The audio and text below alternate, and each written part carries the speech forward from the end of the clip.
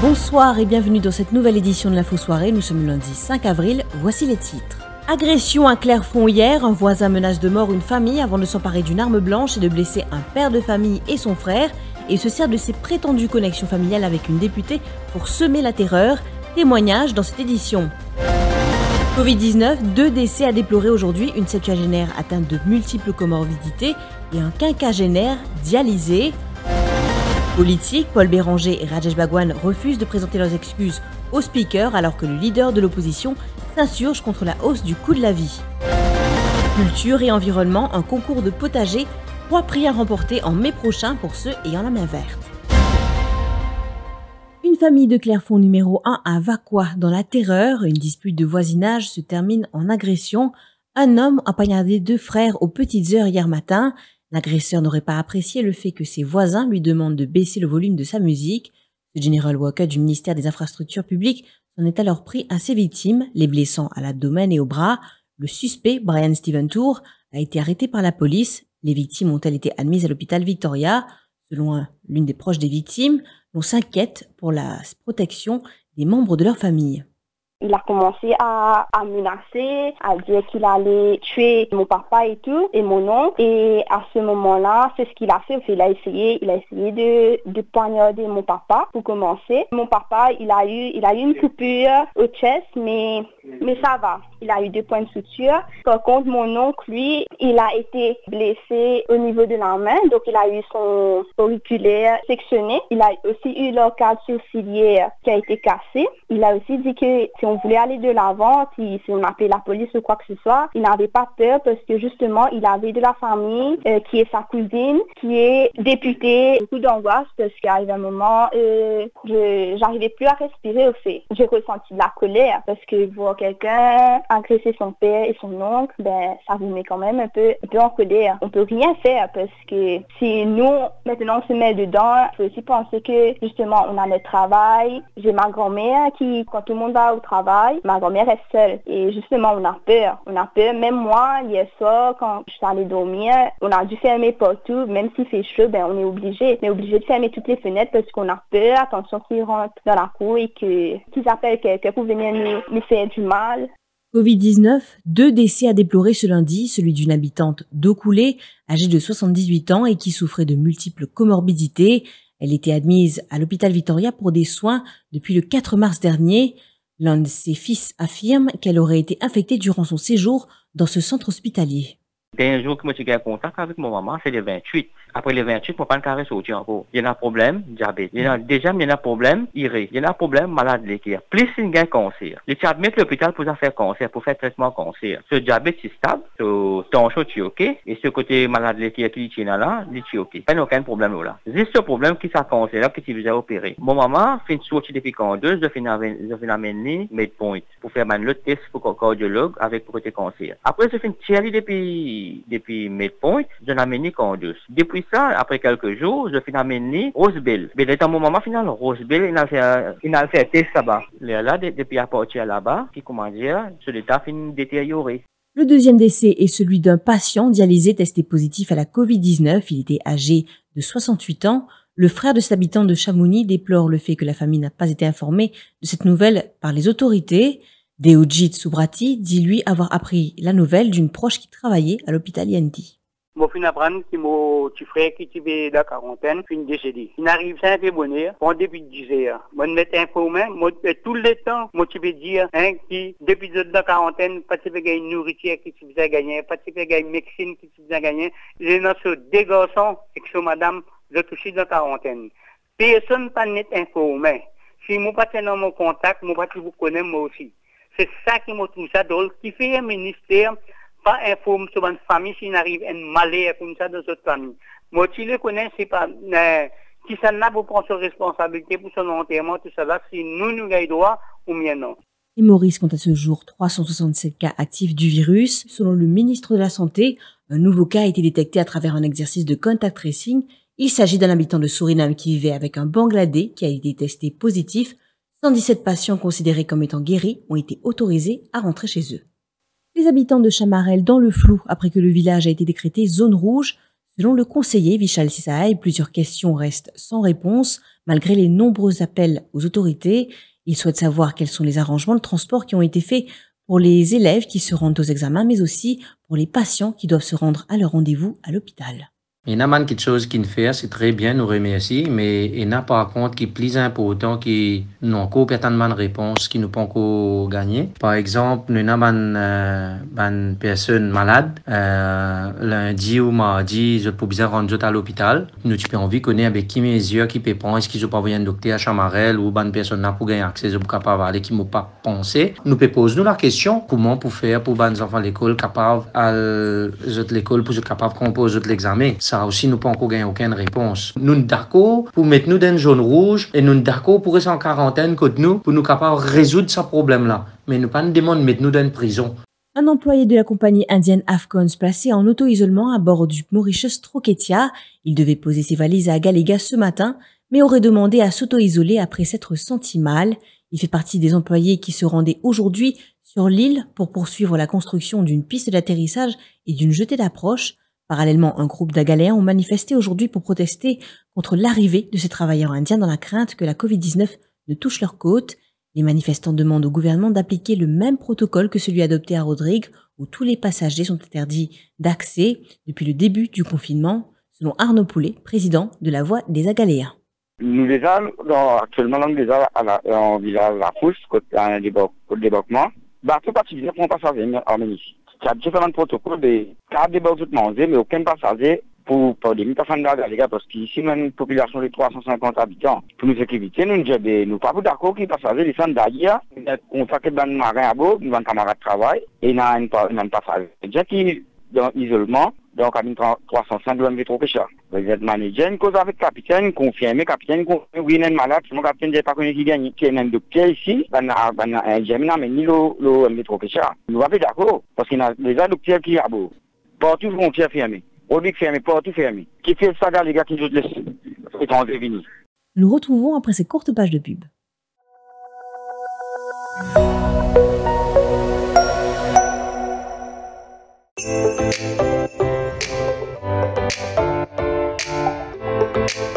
Téléplus et 1000 Regular Spread présentent QI Vidé, une émission réalisée avec la collaboration de Kader Electromeubles.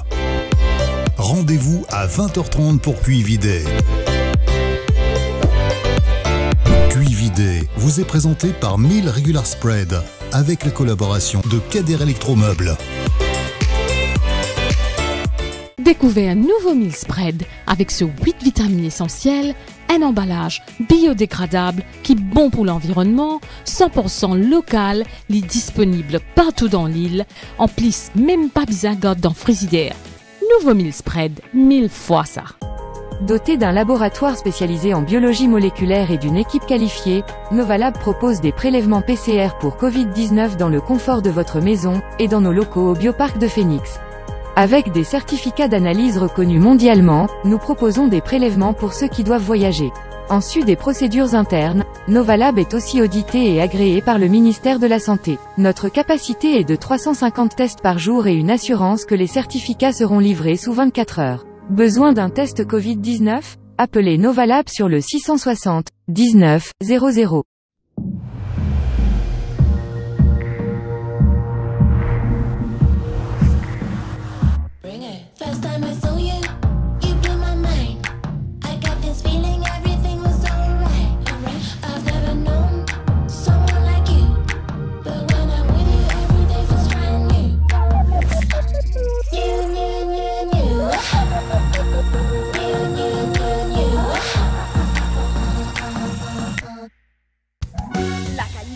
Meilleur prix, c'est à côté, vous trouve-les, c'est mort, facilite pour la vie. Fait ou consomption et qu'un sourire tient aux rations, fait au plaisir, c'est mort, l'économie d'ancien. C'est mort, c'est mort, c'est mort, petit prix gros l'économie. C'est mort, c'est mort, c'est mort, petit prix gros l'économie. Ou bien garde ou ban manger au frais pendant longtemps, ou bien frise ou ban snack pour business, KDR Electromeubles peut annoncer ce lockdown sales lo tous sur ban freezer. Pas hésiter, check page Facebook KDR Electromeubles pour plus de détails. Facilité de paiement par Juice, carte de crédit ou ça la livraison avec ou facilité de crédit Rogers Capital ou Sim Finance. Ou capable faire aux réservations à ce là et balance les payables après confinement. Sa promotion là l'existe pendant lockdown, stock limité. Pour réservation, pas oublier check page Facebook KDR Electromeubles.